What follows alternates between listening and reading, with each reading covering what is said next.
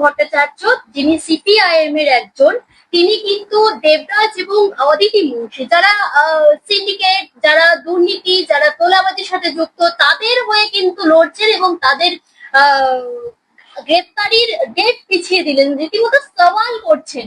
কি বলবেন বিষয়টা? আমি একটু হিস্ট্রিতে যাই। 1991 সালে আমাদের দেশ যখন নাকি লিবারেল হলো, প্ল্যানিং কমিশন 3টে সিটিকে অ্যাপ্রুভাল দেন। একটা হলো নিউ টাউন রাজারহাট, সেকেন্ড হচ্ছে গুড়গাঁও এবং থার্ড হচ্ছে নহি মুম্বাই। গুড়গাঁও এবং নহি মুম্বাই আজকের দিনে ফুল ফ্লেজেড শহর। এই নিউ টাউনটা হতে পারলো না শুধুমাত্র আমাদের এখানকার যে বিভিন্ন যে যে 3জন মুখ্যমন্ত্রী ছিলেন তাদের জন্য। আমি প্রথম দুজনের কথা ছেড়ে দিলাম, আমি থার্ড জনের কথায় আসি। এই মুখ্যমন্ত্রী আসার পর এখানে প্রথমে দায়িত্ব দিলেন পূর্ণেন্দু বসুকে, যিনি একজন বেসিক্যালি একজন খুনি। আমি আবার বলছি, কোট আনকোট খুনি। যেমন মানবেন্দ্রনাথ রায় যেরকম তার আগে নরেন্দ্রনাথ ভট্টাচার্য ছিল, নাম পাল্টে নাম রেখেছেন, যেমন নিরুপম সেন নাম রেখেছেন, এর নাম ছিল পূর্ণেন্দু ভট্টাচার্য, নাম চেঞ্জ করে এর নাম রাখে পূর্ণেন্দু বোস। পরবর্তীকালে এই জায়গাটাতে দেবরাজ হলো ওখানকার একজন নামকরা মাফিয়া এবং এও খুনি বেসিক্যালি, এবং এই অদিতি মুন্সির হাজবেন্ড। অদিতি মুন্সি কেন যাই না একে বিয়ে করে যাওয়া সামথিং, টাকা পয়সার জন্য আজকে পৃথিবীতে সবকিছুই হয়। এরা ওখানে মাফিয়া রাজ চালায় এবং ওখানে এক একজন কাউন্সিলর কয়েকশো কোটি টাকার মালিক। দুর্ভাগ্যের বিষয় হচ্ছে যে এই ধরনের যে কেস আছে, যারা নাকি এমনি লয়ার, তাদের কথা আমি ছেড়ে দিলাম, যারা ক্রিমিনাল লয়ার, যারা রাজনীতি করছেন, প্রতিটি সেকেন্ডে নীতির কথা বলছেন, তারা কি করে এই ধরনের কেস করেন।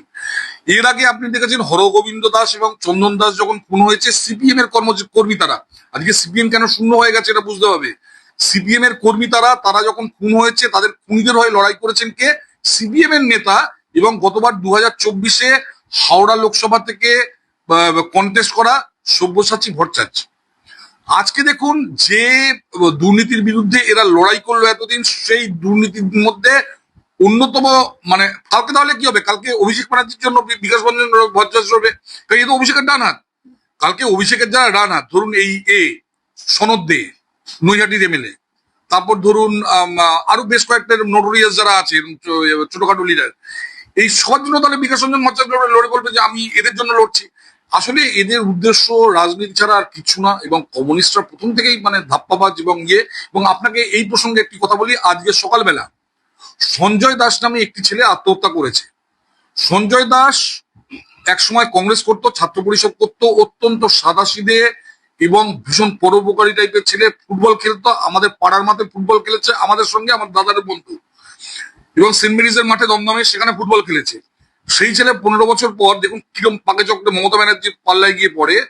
সে সোমেন মিত্র গ্রুপে ছিল, সে সোমেন মিত্র যখন জয়েন করে তৃণমূলে, সে তৃণমূলে জয়েন করে এই পূর্ণেন্দু বোস এবং এই পরবর্তীকালে এই দেবরাজের পাল্লায় পড়ে। আজকে দেবরাজের উপর যখন এইটা হচ্ছে, শুনেছি দেবরাজের পাল্লায় পড়ে বা পূর্ণেন্দুর পাল্লায় পড়ে এই সঞ্জয় দাসও নাকি অনেক রকম প্রমোটিং টোটেটিং ইত্যাদি বিভিন্ন অন্যায় কাজের মধ্যে যুক্ত হয়ে গেছিল, যেটা সাদাসিধে টাইপের ছেলে। সাদাসিধে না হলে সুইসাইড করে না। আজকে এ তো সুইসাইড করছে না, এই যে আপনার এই দেবরাজ তো সুইসাইড করছে না। বড় বড় যারা খুনি তারা ঘুরে বেড়াচ্ছে বুক ফুলিয়ে, ও বেচারা সুইসাইড করে ফেললো। এবার ঘটনা হচ্ছে যে এই ধরনের বহু সাদাসিধে লোক যারা গ্রামের বা আধা শহরের বা শহরের, সেই লোকগুলোকে সর্বনাশ করে দিয়েছে মমতা ব্যানার্জি। আমি আবার বলছি, এর জন্য যদি কেউ একজন দায়ী হয়ে থাকেন, তিনি মমতা ব্যানার্জি, দ্বিতীয় আর কেউ না। এই যে টোটাল ইকোসিস্টেমটা তৈরি করেছেন মমতা ব্যানার্জি, এবং আজকের এই সমাজ, একটা যুব সমাজকে শেষ করে দিয়েছে। আমাদের কাজ কিন্তু সবে গত 15 দিনে আমাদের মুখ্যমন্ত্রী প্রচুর ডিসিশন নিয়েছেন, একের পর এক ডিসিশন নিচ্ছেন, কিন্তু আমি বলছি এখানে এতটা পাকের মধ্যে জড়িয়ে গেছে ফ্রম 1977 অনওয়ার্ডস, সময় লাগবে। নইলে এইরকম একটা ছেলে, একটা ভাবুন, একটা ফ্যামিলি নষ্ট হয়ে গেল, এর জন্য কে দায়ী? এদিকে দেখা যাচ্ছে যে বিকাশ রঞ্জন ভট্টাচার্যের দল থেকে কিন্তু তাকে সরিয়ে দেওয়ার জন্য রীতিমতো আওয়াজ উঠছে যে বিকাশ ভট্টাচার্য দলের নীতি আদর্শ লগ্ন করছে। দেখুন, বিকাশ রঞ্জন ভট্টাচার্য আজকে 1950 সালে জওহরলাল নেহেরু নিয়ম করেছে এই ইয়ের ব্যাপারে, ওই গরু কাটার ব্যাপারে, সেটা নিয়েও আদালতে চলে গেছে। তার মানে কি, বিকাশ রঞ্জন ভট্টাচার্য বেসিক্যালি একজন দেশদ্রোহী, একজন জেহাদি। আপনি দেখবেন গত 1000 বছরের ইতিহাসে আমাদের হিন্দু ধর্মকে যেমন বাঁচিয়েছে ব্রাহ্মণরা স্যাক্রিফাইস না করলে হিন্দু ধর্ম বাঁচতো না। আজকে দেখবেন খ্রিস্টান পাদ্রীরা, তারা ভীষণ অত্যাচার করতো মানুষদের উপর, মুসলমানদের যে মৌলবীরা, তারা ভীষণ অত্যাচার করতো তাদের, কিন্তু আমাদের ব্রাহ্মণরা কিন্তু স্যাক্রিফাইস করে গেছে। তারা সমাজের রুল তৈরি করেছে, নিজের জন্য রুল তৈরি করেছে, সেই রুলের বাইরে নিজেরা বেরোতো না। যে জন্য আপনি দেখবেন দ্রোণাচার্য গরিব ছিল, কৃপাচার্য গরিব ছিল, পরবর্তীকালে কৌটিল্য গরিব ছিল, তারা তো নিজেরা পাওয়ার এক্সারসাইজ করতে পারতো, সেটা তারা করেনি। কিন্তু এট দি সেম টাইম এই ব্রাহ্মণদের একটা অংশ, যেহেতু ব্রাহ্মণদের কথা বাঙালি সমাজ মানে, তাদের কিন্তু প্রথম থেকে যারা নাকি আমাদের ধর্মের বিরুদ্ধে, তারা এক্সপ্লয়েট করে এসছে। প্রথম হলো ব্রহ্মবৈবর্ত পুরাণ।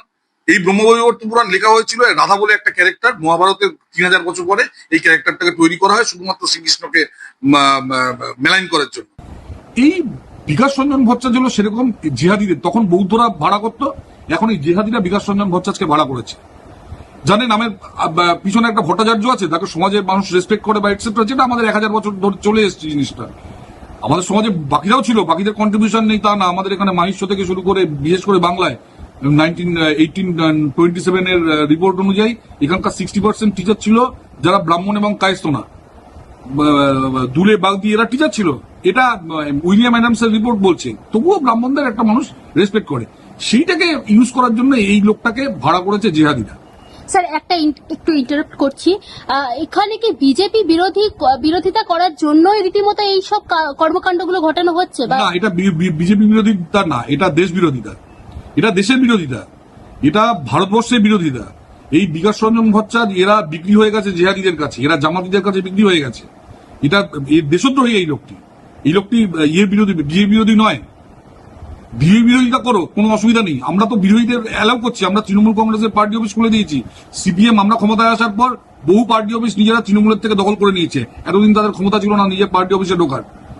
কিন্তু আমাদের বিরোধিতা করো, আমরা 100 বার বলছি, কিন্তু দেশের বিরোধিতা করো না, এরা দেশদ্রোহী। এদিকে দেখা যাচ্ছে পরমব্রত চট্টোপাধ্যায়, যিনি এক্সকিউজ দিচ্ছেন বিভিন্ন ভাবে যে তার ছোট বাচ্চার কথা, শিশুর কথা ভেবে তিনি এতদিন তৃণমূলকে আর কি সাই দিয়ে এসেছেন, পক্ষে কথা বলেছেন বিভিন্ন রকম। এটাকে কতটা যুক্তিযুক্ত ভাবে অ্যাবসলিউটলি মিথ্যা কথা বলছে পরমব্রত প্রথম থেকেই ধান্দা কাজবাজ না করে শুধু এইসব রাজনীতি করে খাওয়া। পরমব্রত 2রা মে 2021 যেদিন আমাদের লোকেদের উপর অত্যাচার চলছে, তারপর 3 দিন আমাদের 58 জন লোক মারা গেছে, আমাদের 350 মহিলার উপর মানে যাচ্ছে তাই রকম, আমি আর মুখে উচ্চারণ করছি না, তাদের সম্মান নষ্ট করা হয়েছে। 20,000 বাড়ি যখন সেইটার উস্কানি দিয়েছিলেন এই পরমব্রত চট্টোপাধ্যায়, তখন তিনি বিয়ে পর্যন্ত করেননি। তার বিয়ের 3 বছর আগে এই ঘটনা ঘটেছে, তিনি তার বউ বাচ্চার দোষ দিতে পারেন না। তার বিয়ের 3 বছর আগে এই ঘটনা ঘটেছে, কোনো প্রয়োজন ছিল না। নিজের কাজ করুন নিজেরা। ও তো হিন্দি কথাও বলতে পারে, আমি ধরলাম যে ও যদি হিন্দি না পারতো, যেমন যিশু সেন করতো, ও হিন্দি কথা বলতে পারে, ও চলে গেছে হিন্দি ইন্ডাস্ট্রিতে। প্রসেনজিৎ হিন্দিতে কাজ করছে, যদি টাকা পয়সা না থাকে হিন্দিতে গিয়ে কাজ করো। যদি এখানে মনে হচ্ছে স্বরূপ বিশ্বাস কাজ করতে দেবে না, তোমাদের রাজনৈতিক করতে হবে, চাপলুচি করতে হবে তোমাদের। অত্যন্ত অসৎ একটি লোক এই পরমব্রত চট্টোপাধ্যায়।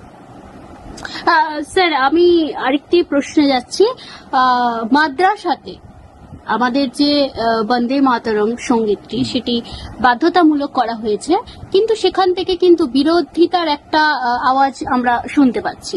সে প্রসঙ্গে আপনার কি মত? দেখুন, 1947-এ মুসলিমদের জন্য বাংলাদেশ এবং পাকিস্তান দিয়ে দেওয়া হয়েছে। তারপর যদি এখানে থাকতে হয় আমাদের দেশের আইন মেনে চলতে হবে।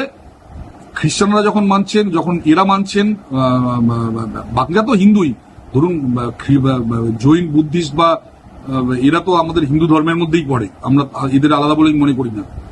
বুদ্ধিস্ট, জৈন, শিখ এরা তো আমাদের হিন্দু ধর্মেরই একটা পার্ট এরা। কিন্তু এবং খ্রিস্টান ধর্ম তারা পর্যন্ত এর বিরোধিতা করছে না। মুসলিমরা যদি মনে করেন যে তারা এই গান গাইতে পারবেন না, দে আর ওয়েলকাম, এদের পড়াশোনা ছেড়ে দিক, নাকি বাংলাদেশে চলে যাক, কিছু করার নেই। এই দেশে থাকলে বন্দে মাতরম গাইতে হবে, এই দেশে যে জাতীয় সঙ্গীত সেটা গাইতে হবে। যদি একসময় তারা মনে করেছে আমাদের সঙ্গে থাকা যায় না, আমি আবার বলছি, একসময় তারা মনে করেছে আমাদের সঙ্গে থাকা যায় না, তারা চলে গেছে, ল্যান্ড নিয়ে নিয়েছো বাবা, বেরিয়ে যাও এই দেশ থেকে। এই দেশে কেউ থাকার মাথা দিব্যি দেয়নি তোমাদের, থাকতে হবে না দেশে। কিন্তু এই দেশে থাকলে বন্দে মাতরম। পরবর্তীকালে যদি আরো তারা প্রতিবাদ করে বা কোনো পদক্ষেপ নেয়, সেক্ষেত্রে সরকার কিভাবে সেগুলোকে হ্যান্ডেল করবেন? বা আইন আছে, জেলে ঢুকিয়ে দেওয়া হবে, আইন আছে, প্রতিবাদ করে দেখুক না, আদালতে যাক, আদালত যদি বারণ করে গাইতে হবে না। কিন্তু যদি আদালত না বারণ করে, তারপর যদি প্রতিবাদ করে দেশের বাইরে, কাটাতার তো আছেই। আমি একটা শেষ প্রশ্ন করতে চলেছি।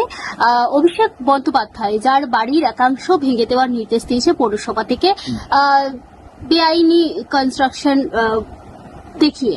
সেখানে অভিষেক বন্দ্যোপাধ্যায়কে কিন্তু সাংবাদিকরা প্রশ্ন করেছে, উনি বলেছেন, তাদেরকে বলেছেন যে কোন অংশটা বেআইনি সেটা আগে নিয়ে আসুন প্রমাণ, তারপর আমি উত্তর দেব।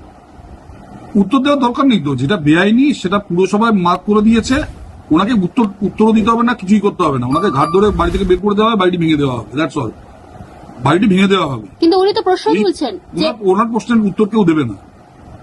উনি অন্যায় করেছেন, ওনাকে উত্তর দিতে হবে নাকি? যে অন্যায় করেছে তার আবার প্রশ্ন করার অধিকার কি থাকে? উনি বলছেন কোন অংশটা বেআইনি সেটা দেখাতে হবে তো। না না, কিছু দেখানো, সে উনি আদালতে যান না, আদালতে তো 1 মাস বোধহয় সময় দিয়েছে ওনাকে, ঠিক আছে? আদালতে যান, আদালতের একদম আইন মেনেই করা হবে, বাড়িটি ভেঙে দেওয়া হবে। ওনার ওই বাড়িতে থাকার কোনো যোগ্যতা নেই। এক তো যে ডিগ্রিগুলো জোগাড় করেছেন সেই ডিগ্রিগুলো একটা ভ্যালিড না। যদিও আমি এর জন্য ওকে খুব একটা দোষ দিই না, কারণ এই কারণে দোষ দিই না, কারণ ওই দে ওয়ার চিটেড বেসিক্যালি। আমি মানে ওর পিসিমা যে অন্যায়টা করেছে পিএইচডি নিয়ে, সেই দোষটা কিন্তু ভাইপোকে আমি দিই না, কারণ ভাইপোর যেটা হয়েছে, ভাইপো কিন্তু চিটেড হয়েছে। কিন্তু একটা জিনিস মনে রাখতে হবে যে এরা কিন্তু তা নয়, মানে তারপর যদি লেখাপড়া শিখে থাকো বা ইয়ে দেখে থাকো, তোমার এত বড় একটা অট্টালিকায় থাকার কোনো অধিকার নেই। একদম তোমার এই অট্টালিকায় থাকার কোনো অধিকার নেই, তুমি কেটে বড় বাবা। আর তো ওই 35টা যে বাড়ি ভেঙেছো, ওই 35টার প্রত্যেকটা বাড়ি সরকার কিন্তু অধিগ্রহণ করবে। এবং শুধু তাই না, আগামী দিনে অন্য দেশে যদি তোমার সম্পত্তি থাকে, সরকার সেগুলোও দেখছে, কারণ মাঝে মাঝে দুবাই যাচ্ছে, আমেরিকায় যাচ্ছে, কোথায় কি সম্পত্তি রেখেছে সব খুঁজে বের করা হবে, এবং সেক্ষেত্রে কিন্তু জেল একদম। অসংখ্য ধন্যবাদ দাদা আমাদেরকে সময় দেওয়ার জন্য।